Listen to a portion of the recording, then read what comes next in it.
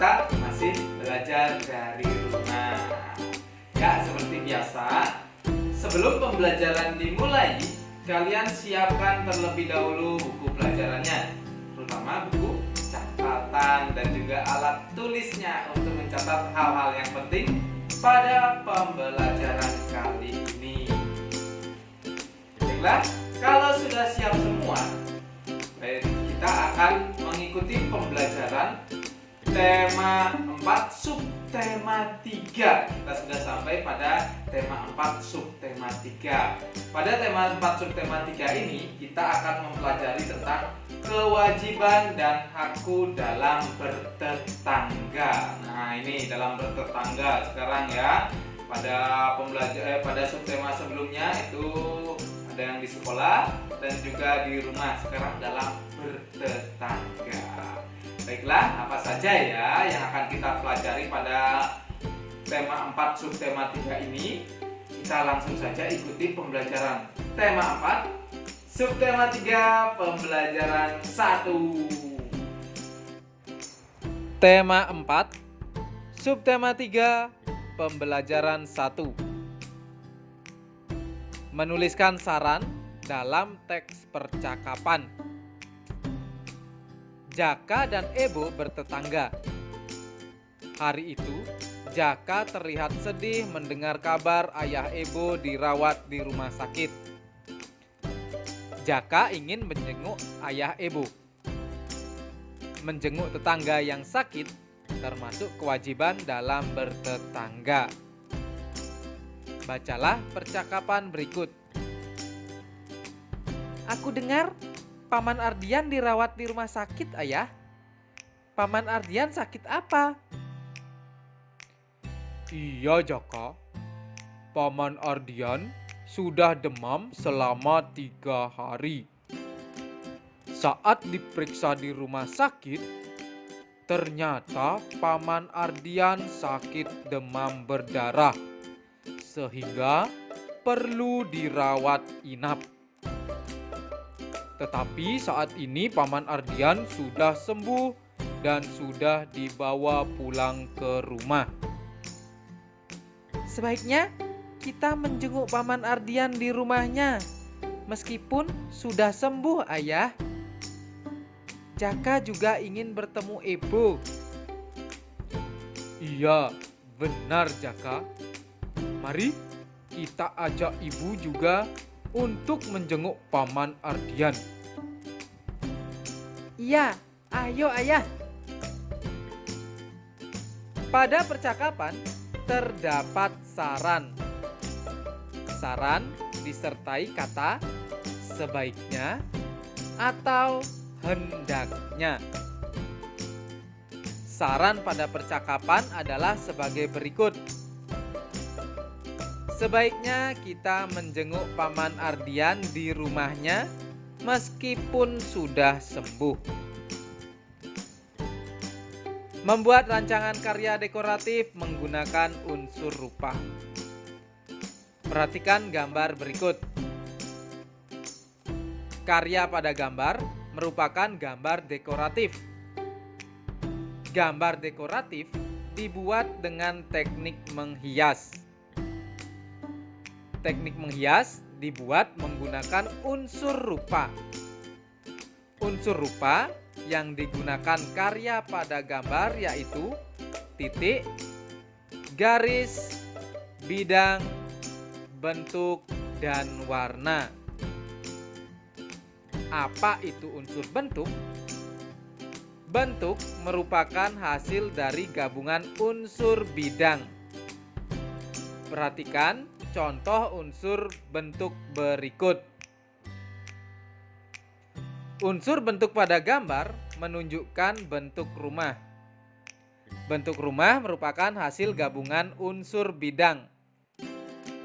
Macam-macam bidang dalam bentuk rumah tersebut yaitu bidang segitiga, segi empat, dan jajar genjang. Contoh unsur bentuk berikutnya. Unsur bentuk pada gambar menunjukkan bentuk bunga. Bentuk bunga merupakan hasil gabungan unsur bidang lingkaran dan segi empat. Untuk membuat karya gambar dekoratif, kita terlebih dahulu membuat rancangan karya. Berikut contoh rancangan karya. Menuliskan dua bilangan yang hasil kalinya ditentukan. Masih ingatkah kalian tentang perkalian? Dapatkah kalian menentukan bilangan yang hasil kalinya 100? Berikut beberapa contoh dua bilangan yang hasil kalinya 100. 1 dikali 100 sama dengan 100. 2 dikali 50 sama dengan 100. 4 kali 25 sama dengan 100. 5 kali 20 sama dengan 100. Untuk menentukan perkalian dua bilangan, kalian tentunya sudah memahami dan hafal perkalian. Ya, itu tadi anak-anak pembelajaran kita kali ini. Sudah ada beberapa hal yang kita pelajari pada pembelajaran kali ini. Di antaranya apa saja tadi? Ya, kita telah mempelajari tentang menuliskan saran dalam teks percakapan. Pada pembelajaran tadi itu ada percakapan. Dalam percakapan itu ada saran. Nah, kalian tentunya pasti bisa ya menuliskan saran yang ada pada percakapan tersebut. Masih ingat kan? Saran itu menggunakan kata apa? Ya, menggunakan kata sebaiknya atau hendaknya. Tuh.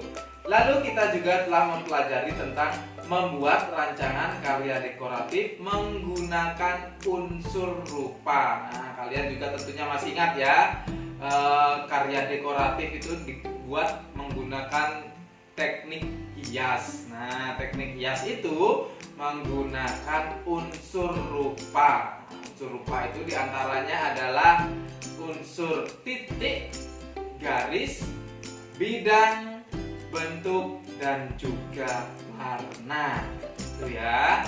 Tadi kita telah mengetahui unsur bidang itu merupakan gabungan dari unsur bentuk ya. Unsur bentuk itu merupakan gabungan dari unsur bidang. Misalnya tadi ada bentuk rumah dan juga bentuk bunga. Itu ya anak-anak. Lalu kita juga telah mempelajari tentang menuliskan dua bilangan yang hasil kalinya ditentukan. Nah, ini sangat penting, kalian harus sudah memahami perkalian. Memahami perkalian dan juga tentunya sudah hafal perkalian. Kalau sudah hafal itu, kalian akan dengan mudah menentukan dua bilangan yang hasil kalinya telah ditentukan. Seperti tadi adalah 100. 100 itu merupakan hasil kali dari yang pasti 1 itu kali bilangan itu sendiri ya. 1 kali 100. Lalu ada 2 kali 50. 3 tidak bisa. 4 bisa. 4 dikali 25 dan juga 5. Nah, ini 5 kali 20. Seperti itu ya anak-anak. Kalian harus hafal perkalian. Kalau sudah hafal perkalian, sangat mudah untuk menyelesaikan soal seperti itu. Itu ya anak-anak pembelajaran kita kali ini. Nanti kalian ulangi lagi pembelajaran kali ini. Nah, kalau sudah ulangi, nanti kalian akan lebih memahami. Seperti itu ya anak-anak. Baiklah, pembelajaran kali ini cukup sampai di sini dulu. Ingat, kalian harus tetap menjaga kesehatan, makan makanan yang bergizi dan juga istirahat yang cukup. Nah, itu ya. Ingat, kalau bepergian mengenakan masker. Baiklah, pembelajaran kali ini cukup sampai di sini.